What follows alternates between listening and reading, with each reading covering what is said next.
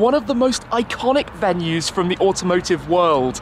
Behind me is the famous Chateau Saint-Jean, the home of Bugatti. Head over to the atelier, the assembly plant where cars like this are built. You don't just walk into Bugatti's Molsheim atelier and start poking around the corners, unless you're Matt Watson and Alex Kersten.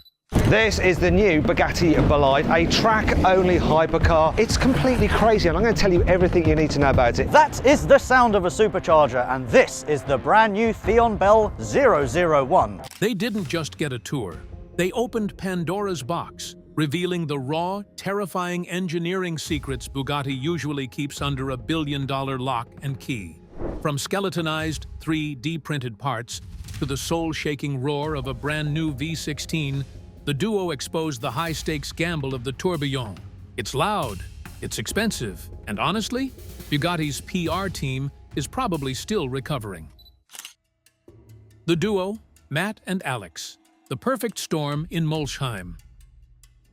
Look, if you're Bugatti, you usually invite a journalist to a 5-star hotel, give them a chilled glass of something expensive, and let them look at a car from 10 feet away, while a man in a tailored suit explains the heritage. You do not usually invite Matt Watson and Alex Kersten, but somehow the gates at Molsheim creaked open. And honestly, Bugatti probably didn't realize they were letting in the car world's equivalent of a chaotic science experiment. On one hand, you've got Matt Watson from CarWow. He's the guy who has turned sticking a finger in a fake exhaust into a global art form. He's clinical, he's cheeky, and he has this uncanny ability to ask the awkward questions about price and practicality that make PR people physically flinch. Then you've got Alex Kersten, the guy whose soul is basically made of old engine oil and high-revving screams. Alex doesn't just look at a car, he feels the mechanical heartbeat of it. When you pair them up, you don't get a standard review. You get a forensic investigation with a lot of laughing and, wait, are we actually allowed to see this? The chemistry between these two is what really opened Pandora's box. They aren't just content creators, they are enthusiasts who have spent years building a rapport with the industry's heaviest hitters. Because they speak the language of the engineers, not just the marketing script, they manage to peel back layers of Bugatti that have been under wraps since the Veyron era. They bypassed the glossy brochures and went straight for the oily bits, the 3D printed skeletons, and the raw CAD data. It was a perfect storm. Bugatti was transitioning from the old-school prestige of the W16 to the high-tech hybrid future of the Tourbillon, and they needed a way to show the world that they hadn't lost their soul. By letting Matt and Alex behind the curtain, they got authenticity, but they also got a level of transparency that felt almost dangerous. It was conversational, it was raw, and it felt like we were seeing things that were never meant to leave the whiteboard. Now that we know the guys who broke the seal, we have to talk about the absolute monster they found waiting for them in the engine bay. The V16 secret, replacing the irreplaceable. Let's be real for a second. Replacing the W16 engine is like trying to replace the moon. It was the heart of the Veyron, the soul of the Chiron, and the singular reason Bugatti reigned supreme for 20 years.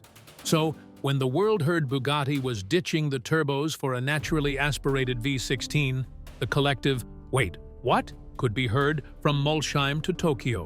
This is the part of Pandora's box where the secret wasn't just a new engine, but a total philosophical 180-degree turn. Matt and Alex got us face-to-face with this 8.3-liter masterpiece, and it's a technical middle finger to the era of quiet, muffled supercars. Developed with the wizards at Cosworth, this engine is almost a meter long. Most car engines are the size of a suitcase. This thing is basically a park bench made of titanium and rage. It redlines at a screaming 9,000 revolutions per minute, a number usually reserved for high-strung Italian supercars, not a massive 16-cylinder powerhouse. Seeing it sitting on a stand without its clothes on, you realize it's not just an engine. It's a 252-kilogram sculpture of pure mechanical intent.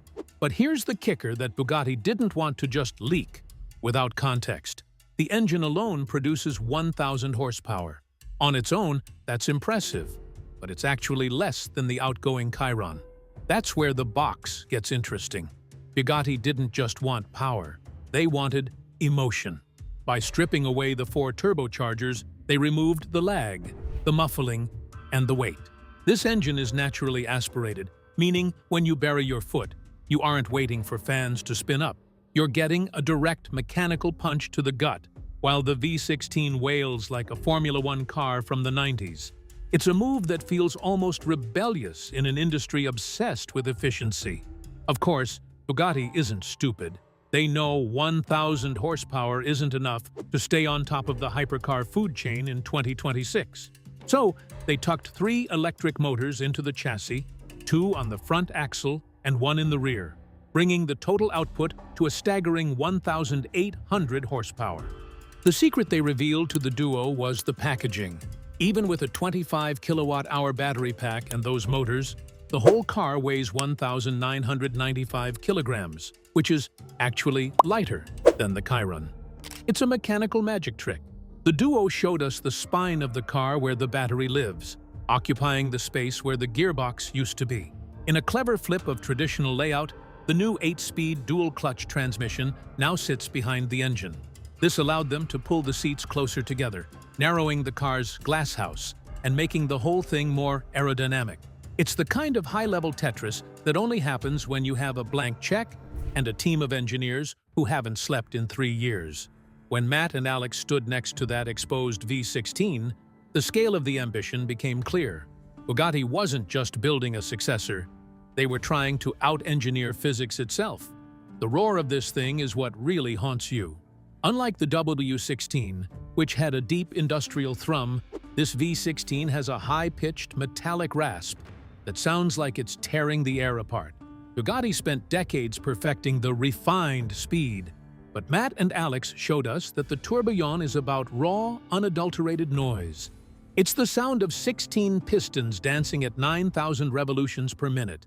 And honestly, it's probably the last time we'll ever see an automaker attempt something this glorious and unnecessary. It's a love letter to internal combustion, written in high-grade aluminum and delivered at 277 miles per hour. But as incredible as that engine is, it's nothing without a skeleton to hold it together. And that's where things get really weird and alien. Engineering the impossible, the alien anatomy of the Tourbillon. When Matt and Alex stepped into the engineering lab, they didn't just find car parts. They found what looked like the remains of a metallic predator from a sci-fi movie. This is where Bugatti really opened the box on their partnership with Divergent and their use of the Divergent Adaptive Production System, DAPS. If the V16 engine is the heart of the Tourbillon, this part is the skeleton, and it's unlike anything you've ever seen on a road car. In fact, it looks less like engineering and more like biology. The duo focused heavily on the suspension components, which have ditched the traditional, chunky steel double wishbone setup of the Chiron. Instead, Bugatti used AI-driven generative design to grow the suspension arms. This isn't just a fancy marketing term. The AI was given the load parameters, basically telling the computer, this car will hit 277 miles per hour and weigh nearly 2 tons. Make sure the wheels don't fall off. And the software calculated exactly where the metal needed to be. The result? Suspension wishbones that are hollow, 3D printed from aluminum, and look like bird bones or alien connective tissue. They are 45% lighter than the Chiron's setup, which is a massive win in the world of unsprung weight. Alex, being the mechanical nerd that he is, was visibly floored by the skeletonized uprights.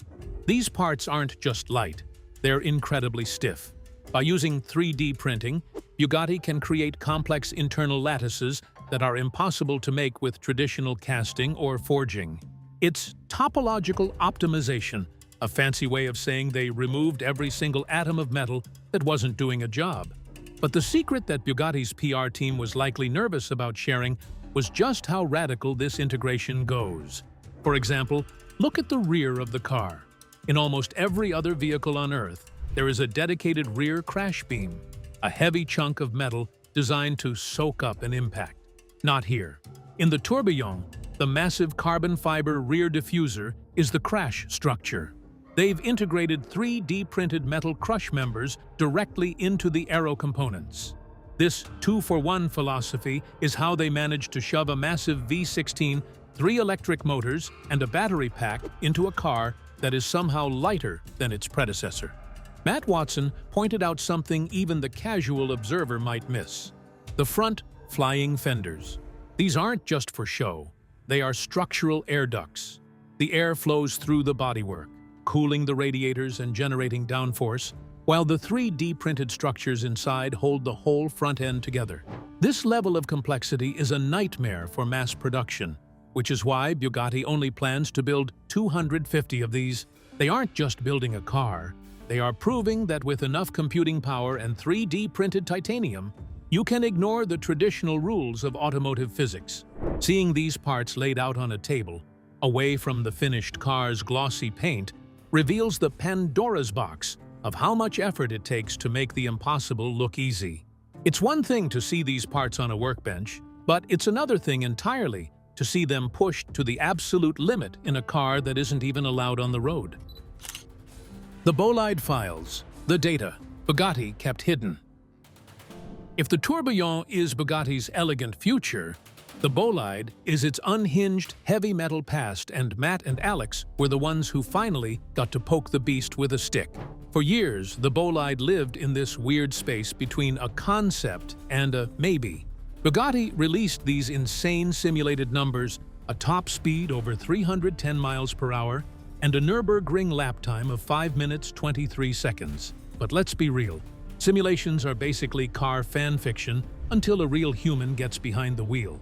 What the duo unearthed at the track was the raw, gritty reality of what happens when you strip 700 kilograms off a Chiron and tell the W16 engine it's time to go to war. The Pandora's box moment here was seeing the bolide's true weight-saving measures up close. Bugatti usually hides their engineering under layers of hand-stitched leather and polished wood. In the bolide, they threw all of that in the trash. Matt pointed out the 3D printed titanium exhaust, a piece of metal so thin it looks like tinfoil, but is strong enough to handle the 1,000 degrees Celsius gases screaming out of that quad-turbo heart. They found carbon fiber drive shafts that you can literally lift with 2 fingers. It's a level of radical light that Bugatti was nervous to show because it makes their road cars look like heavy luxury yachts. But the real secret isn't just the weight, it's the air. Alex took us through the active skin on the roof scoop. This is something Bugatti played down in early press releases, but seeing it in person is mind-bending. At high speeds, the surface of the scoop actually grows bubbles or dimples like a golf ball to reduce drag by 10% and lift by 17%. It's a piece of shape-shifting tech that Bugatti spent years perfecting in secret. They didn't want the world to know just how much cheat code aero they had to use to keep a 1,600 horsepower car from taking off like a Boeing 747. When Matt finally got into the cockpit, he revealed the data that really matters: the lateral G-forces. This car doesn't just go fast in a straight line. It pulls 2.5 G in the corners. To put that in perspective, that's enough force to make your internal organs feel like they're trying to swap places. Bugatti's secret was that they had to build an entirely new carbon monocoque from scratch. The Chiron's bones simply couldn't handle the stress of the bolide's downforce, which hits nearly 3 tons at speed. By showing the raw telemetry and the exposed, vibrating interior, the duo proved that the bolide isn't just a Chiron in a tracksuit. It's a completely different species of predator that Bugatti was almost afraid to release. This is the new Bugatti Chiron Super Sport, and it's a little bit like a private jet because it's super fast, it's super luxurious, and you have to be super wealthy in order to travel in one. Now, all this madness, the V16, the bone-like suspension, the shape-shifting roof, doesn't just happen by accident. It takes a specific kind of mad scientist at the top to sign the checks. The Mate Rimac factor, the geek who saved the soul. If you had told a car enthusiast 5 years ago that the guy who builds the world's fastest electric cars was going to save the V16 engine, they would have laughed you out of the room. But that's exactly what Mate Rimac did. When the duo sat down with Mate, they weren't just talking to a CEO, they were talking to a geek who happens to run the show. Under the old Volkswagen Group leadership, Bugatti was a corporate crown jewel. Stunning, yes, but wrapped in layers of German bureaucracy and playing it safe. Mate tore that up. Matt and Alex's access was a direct result of this new open-door culture. Mate Rimac doesn't do PR fluff. He's the kind of guy who gets out of breath talking about battery cooling and piston speeds because he genuinely loves the hardware. He revealed to the duo that when he first took over, the suggested plan from the higher-ups was simple. Take the electric Rimac Nevera, put a Bugatti body on it, and call it a day. It would have been cheaper, easier, and much more corporate. But Mate said no. He understood that a Bugatti without an engine isn't a Bugatti. It's just a fast appliance. By allowing Matt and Alex to see the raw prototypes, Mate was showing off his biggest gamble. He told them, if it's comparable, it's no longer Bugatti, echoing the words of Ettore Bugatti himself. But Mate took it further by merging his geeky tech world with Molsheim's craftsmanship. He's the reason the Tourbillon has an 800 volts hybrid system and 3D printed suspension, but also a purely mechanical Swiss watch-inspired instrument cluster. He's balancing 2 centuries of technology in one car. The most riveting part of this Pandora's box is the transparency. In the past, Bugatti's development was a state secret. Mate, however, is a child of the internet era. He knows that enthusiasts want to see the CAD drawings, the failed prototypes, and the oily bits. By letting Matt and Alex behind the curtain, he wasn't just marketing a car, he was building a legend in real time. He's shifted the brand from exclusive luxury to insane engineering. And honestly, seeing him geek out with Alex over a V16 block is the most human the brand has ever felt. Of course, all this hard-way engineering and no-compromise tech comes with a price tag that would make a billionaire blink twice. The cost of perfection, breaking down the $3.8 million bill. If you have to ask how much it costs, you definitely can't afford it. But Matt and Alex asked anyway, and the answer is enough to make a billionaire's eyes water. The Bugatti Tourbillon starts at 3.8 million euros. That is not a drive-away price. That is the starting line before you've even picked your seat stitching or decided which shade of carbon fiber matches your private jet. By the time taxes, shipping, and a few personal touches are added, most owners will be looking at a bill north of $4.5 million. But the real Pandora's box isn't just the price tag. It's where that money is actually going. When you're Bugatti, you don't get to share parts with a Volkswagen Golf to save on costs. During their Molsheim deep dive, the duo highlighted a hidden R&D reality. Everything on this car is bespoke. Take the instrument cluster, for example. In an era where every car company, from Kia to Ferrari, is just slapping a cheap iPad onto the dashboard, Bugatti went the opposite direction. They hired Swiss watchmakers to build a purely mechanical, skeletonized gauge cluster made of 600 tiny parts, including titanium, sapphires, and rubies. It weighs just 700 grams and has tolerances measured in microns. That single component likely costs more than a brand new Porsche 911, and yet it's just a way to tell the driver how fast they're going. The exclusivity also adds to the hidden bill. Bugatti built 500 Chirons, which felt rare at the time. For the Tourbillon, they are slashing production in half. Only 250 units will ever exist. This means Bugatti has to recoup the astronomical development costs of an entirely new V16 engine, a new hybrid system, and a 3D printed chassis across half as many customers. It's a bold financial gamble. Matt pointed out that even the steering wheel is a mechanical nightmare to produce. The hub remains fixed while the rim rotates around it, allowing you to see those expensive Swiss gauges at all times. It's a cool feature that required hundreds of hours of engineering just to ensure the airbag still works properly. Then there's the Mate Rimac effect on the bottom line. Mate revealed that they aren't just selling a car, they are selling a piece of everlasting jewelry. By avoiding digital screens that will look like ancient Nokia tech in 10 years, Bugatti is betting on long-term value. They are charging customers for the privilege of a car that will be just as functional in 2026 as it is in 2026. This anti-obsolescence philosophy is expensive. From the oil-cooled 800 volts battery to the crystal glass center console, every material was chosen because it won't degrade or go out of style. You aren't just paying for 1,800 horsepower. You're paying for a mechanical middle finger to the disposable nature of the modern world. It's an eye-watering sum, but as Alex noted while staring at the exposed V16, you can see every single cent of that 3.8 million euros sitting right there on the chassis. Anyway, the price tag is just the entry fee. The real shock comes when you realize Bugatti is actually trying to build a car that outlives its own software. The anti-digital rebellion. Why screens are the enemy. In a world where even a budget hatchback comes with a screen the size of a surfboard, Bugatti's decision to go almost entirely analog in the Tourbillon is a radical act of defiance. When Matt and Alex climbed into the cabin, they didn't find a wall of pixels. They found a masterpiece of mechanical horology. This is the heart of Bugatti's digital detox philosophy, a deliberate middle finger to the planned obsolescence that plagues modern cars. Bugatti knows that today's sharpest OLED screen will look like a grainy Game Boy display in 15 years. Their solution? If you want to be timeless, you have to kill the computer. The showpiece of this rebellion is the instrument cluster. Developed with master Swiss watchmakers, this isn't just a set of gauges.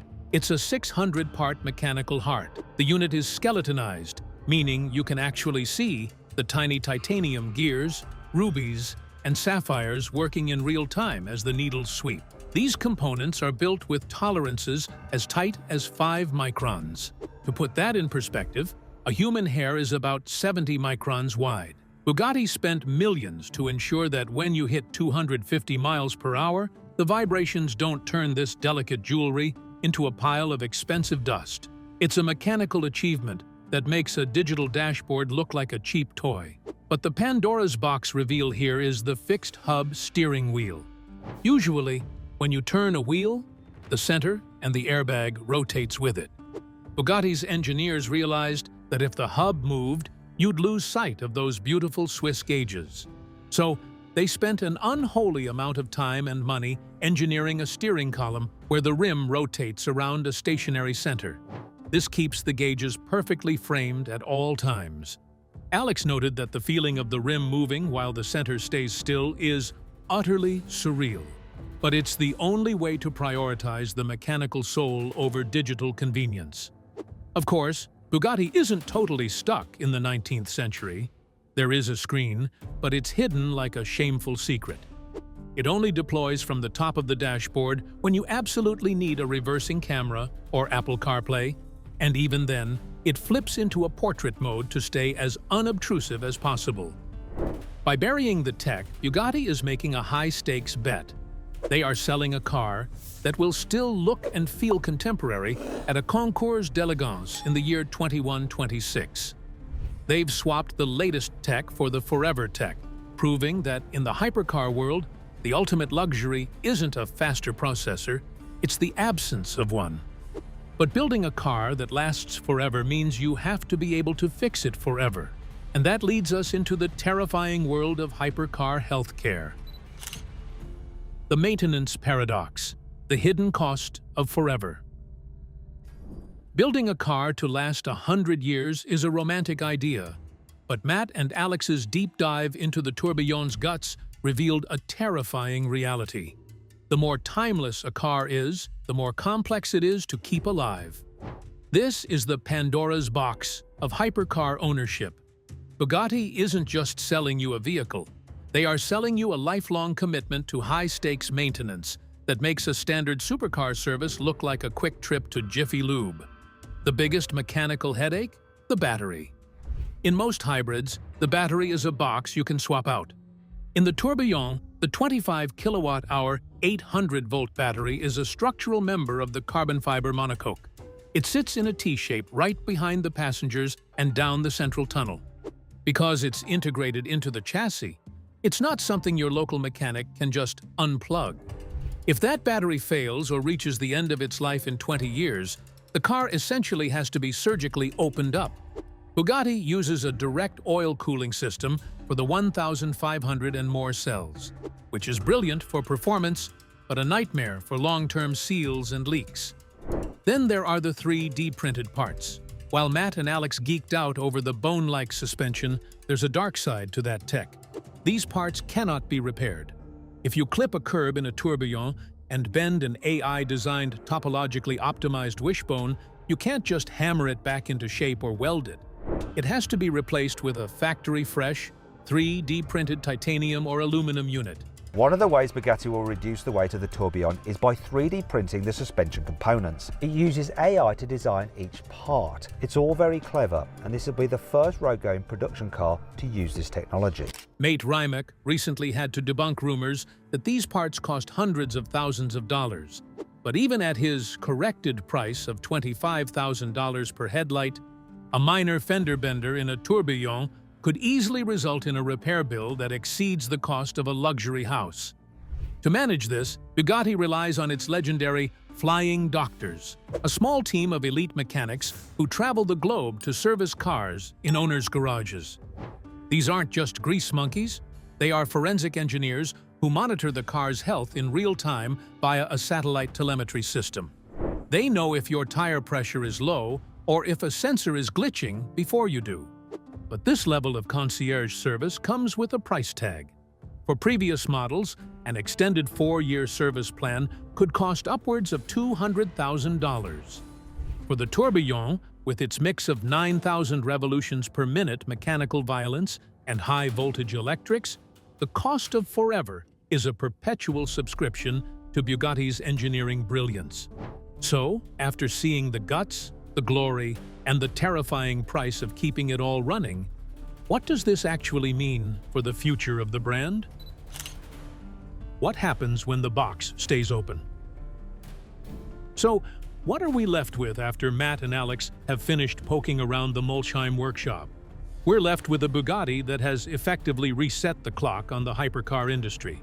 By opening Pandora's box, they didn't just find a new car, they found a new philosophy. For the last 20 years, the formula for extreme speed was simple: more turbos, more cylinders, and more brute force. But the tourbillon and the bolide represent a shift towards something more visceral, more intelligent, and, dare we say, more human. Bugatti didn't want the world to see the struggle, the failed prototypes, or the terrifying complexity of a 3D printed skeleton. They wanted us to see the finished, polished jewel. But by letting two of the world's biggest car nerds behind the curtain, they've humanized a brand that usually feels like it's located on a different planet. We now know that the tourbillon isn't just a rich person's toy. It's a 3.8 million bet that mechanical soul still matters in a digital age. It's a 1,800 horsepower rebellion against screens, software, and playing it safe. As we look toward the first customer deliveries in 2026, the legacy of this Pandora's box moment is clear. Bugatti has proven that they don't need the safety net of the Volkswagen Group to innovate. They just need a CEO who geeks out over battery cooling and a team of engineers willing to grow a suspension system using AI. They've moved from being a company that breaks records to a company that breaks the rules. The box is open now, and there's no going back. The roaring V16 is out. The skeletonized titanium is on display, and the anti-digital revolution has begun. Whether you think it's mechanical genius or absolute madness, you have to admit one thing. The car world is a lot more exciting when Bugatti stops being polite and starts being real. The tourbillon isn't just the next chapter for Bugatti. It's a reminder that as long as there are people like Mate, Matt, and Alex pushing the limits, the heart of the automobile will keep beating, loudly, naturally aspirated, and at 9,000 revolutions per minute. In the end, opening Pandora's box didn't destroy Bugatti's mystique. It redefined it for a new century. By ditching the digital fad for mechanical soul, Mate Rimac proved that the future of speed is still loud, raw, and unapologetically analog. If you want more deep dives into the secrets of the world's wildest hypercars, make sure to hit that subscribe button. Thanks for watching and supporting us.